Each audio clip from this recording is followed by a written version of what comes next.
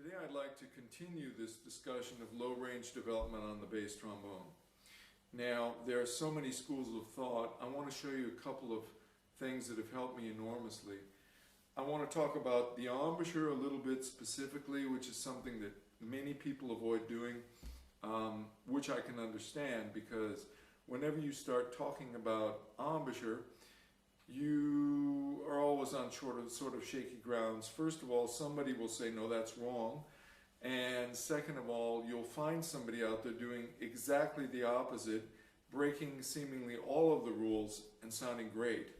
So I think that's one of the reasons why we have these various schools of thought. For example, many teachers at a college and professional level won't even really talk about embouchure. They talk about music, they talk about breathing, they talk about style, but they just don't want to talk about the embouchure. I think there's a time and place to talk about it, and I want to show you what I personally do and what's helped me greatly. This may not be right for you. We're all individuals and we have to learn to play our way. I'm going to show you my way, I'm going to show you what I do and what I've come to believe, and I leave it up to the individual whether they agree with it, want to discard it, no problem. But this is what I do. Okay, I have a basic system which is using two embouchures. I have the mid-range embouchure and I have a low-range embouchure. My mid-range embouchure is very normal, looks like the kind of thing you might see in a textbook. Very simple.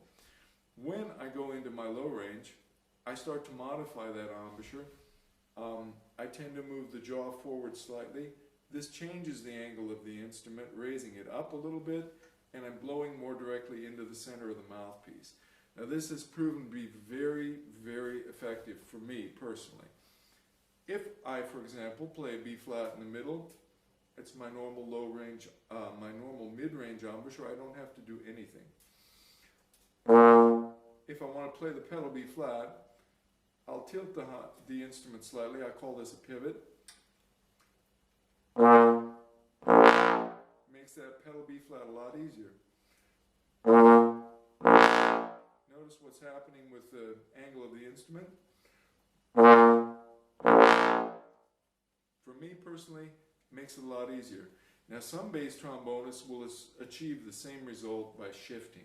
By shifting I mean you change the position of the mouthpiece on the lips, either up or down, and this will give you basically the same effect, that suddenly that note opens up for you. The thing I don't like about shifting personally is it tends to be an either-or thing. You either shift or you don't shift. If you shift at the wrong time, it doesn't usually work very well. I find it to be sort of hit and miss, and I'm not crazy about it. Now with this pivot thing, I very rarely miss notes, and I very rarely have the feeling that I have to do very much. It's a pretty natural thing. What I want to do is develop an overlap in my playing.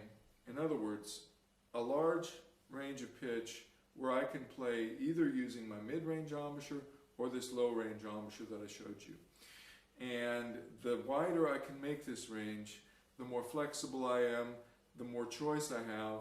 It makes it easier, for example, if I have an octave and a half, which I can play all using my low-range position, then if, for example, I only have a few notes and I have to change into the mid-range embouchure, depending upon the music, I may have to change often.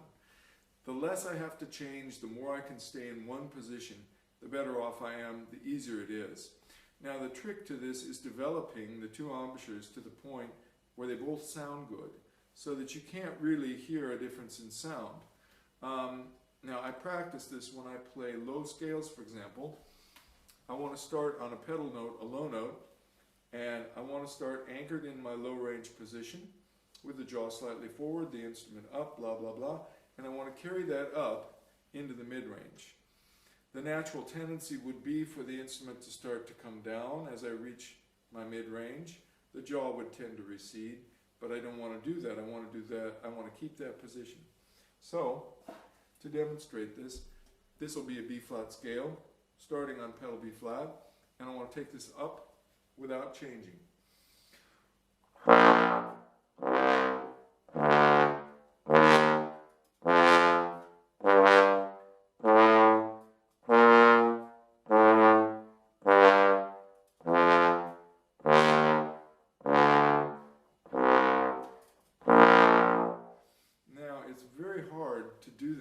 about making some sort of a change. And truth be known, we're always making slight changes in our embouchures. But the principle is stay in that position. Don't let it change. If you do that, you'll develop the ability to make good sounds all over the place using this embouchure position, which you might normally only use for a couple of pedal notes. That for me has been a big key in unlocking the low range ability for me. If you follow that logic, for example, now I just played that same B flat, which I demonstrated as a mid-range note using the low range position. Doesn't sound a lot different if you develop it. And I can show you that maybe again. Here's the normal one. Don't have to do anything. Push down, push the jaw forward slightly, go into that low range position, raise the angle of the horn.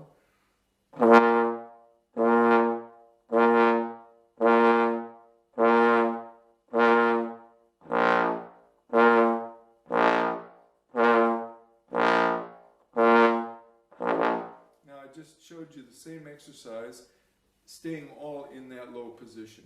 And as you can see, it doesn't sound too bad. You can get that to the point where those notes will sound just as good as your mid-range position. And that's really key. You have to really develop this to the point where you're comfortable enough so that you can use it to make good sounds, and nobody knows the difference. And at the end of the day, when you go to actually play music, you won't even really be thinking about it, and you won't even really realize which embouchure you're using for the most part. There may be specific times where you'll know, okay, this note I'm going to play a certain way, and that's very normal now. For example, if I needed to play a low C and it needs to be loud, and let's just say I've been sitting for 5 minutes and haven't played a note, and I want to make sure I can play that note, I'll go immediately into this position, jut the jaw, and it's no problem. I'll play this in this case in 7th. Very solid note, no problem. That note can be pretty treacherous if I try to play it in my mid-range embouchure. So I hope you can follow my logic. This is the way I approach low-range playing on the bass trombone, and this is what's worked so well for me. Once again, my disclaimer, this may not be right for you. I could, for example, imagine people who need to do exactly the opposite of what I'm saying. If you had an upstream embouchure, for example, now those people tend to place their mouthpiece very low on the lip, on the upper lip in any case. They might have to do a whole different thing. They may have to do, I don't know what, but the point I'm trying to make is, please view this as an individual thing. No two players are going to be exactly alike. This is what's worked for me, and this is something I've been thinking about for a couple of months now, wanting to present. So there you have it. Thanks for watching.